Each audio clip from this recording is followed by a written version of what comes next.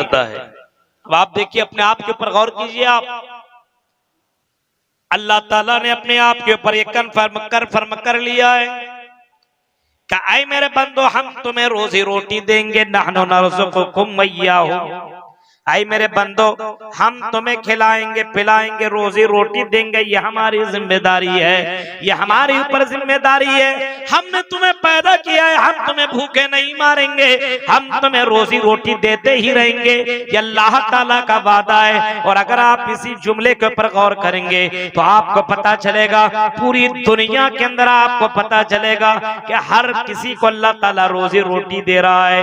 जो अल्लाह की इबादत करता है उसको भी अल्लाह ताला रोजी रोटी देता है, जो अल्लाह की इबादत नहीं करता है उसको भी तो अल्लाह ताला रोजी रोटी देता है।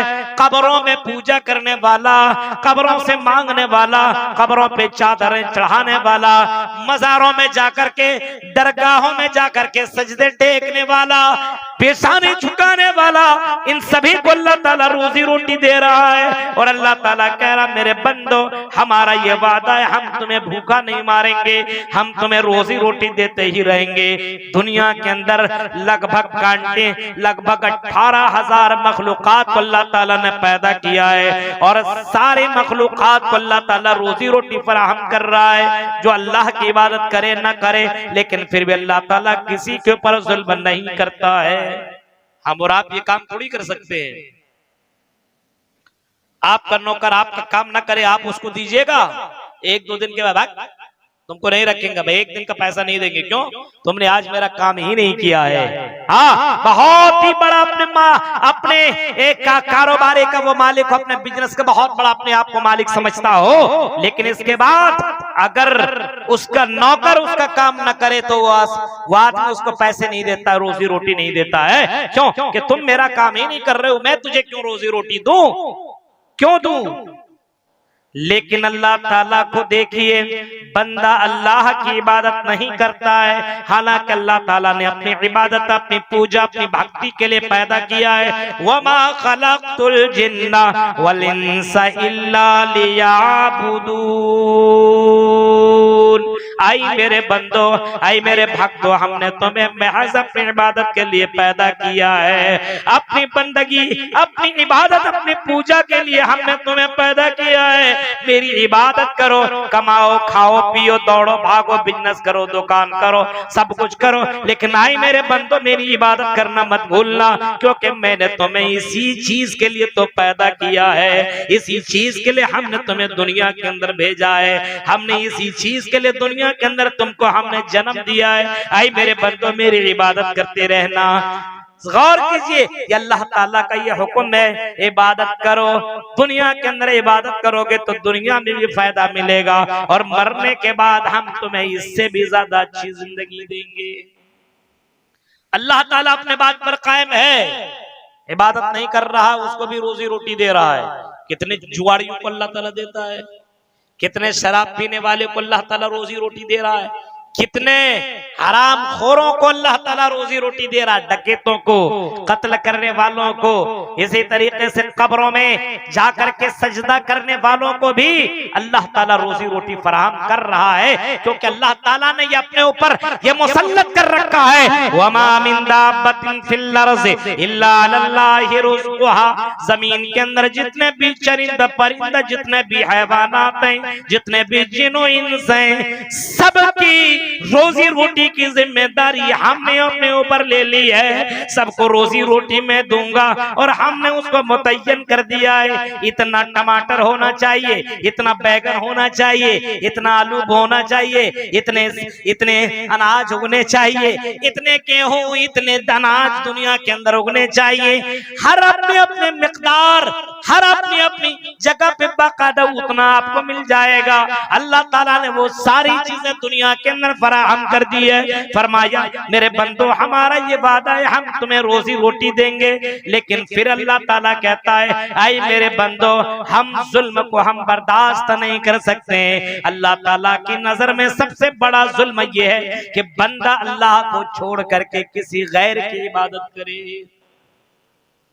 किसी गैर के सामने सजदा करे, पूजा करे, परस्तिश करे और किसी गैर के ऊपर तवक्कुल भरोसा करे, ये अल्लाह को बर्दाश्त नहीं है, ये अल्लाह को पसंद नहीं है कि कोई अल्लाह को छोड़ करके गैरुल्लाह के ऊपर तवक्कुल करे, गैरुल्लाह के ऊपर भरोसा करे और गैरों के सामने सजदा करे। ये अल्लाह को बर्दाश्त नहीं है, ये अल्लाह को पसंद नहीं है कि हमने तुम्हें रोजी दी, हमने तुम्हें जिंदगी दी, हमने तुम्हें सारी चीजें दी, अब तुम सजदा किसी और के सामने करो, अब तुम बेटा बेटी किसी और से मांगो, अब तुम इज्जत और जिल्लत का मालिक किसी और को समझो।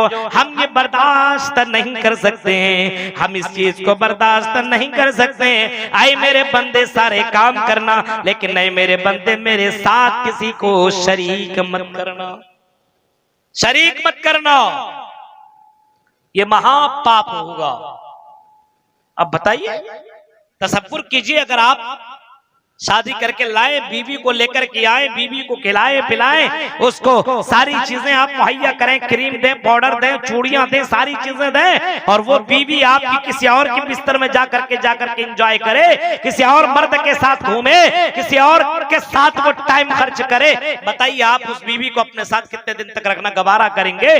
आप उसको भगा देंगे, अपने यहाँ रखना गवारा नहीं करेंगे। तसव्वुर करो, आपने थोड़ा सा कुछ दिया है, उसके बाद यह हाल है। अल्लाह ताला ने हमें और आपको सारी चीजें दी, हमें जीने के लिए ये ऑक्सीजन दिया, हमें दुनिया में चलने के लिए पैर दिए, समझने के लिए अकल दी, सुनने के लिए कान दिया, देखने के लिए आंखें दी, पकड़ने के लिए हाथ दिया, और खुशी और सुकून हासिल के लिए बीवी दी, और इसी तरीके से बच्चों से नवाजा, औलाद से नवाजा।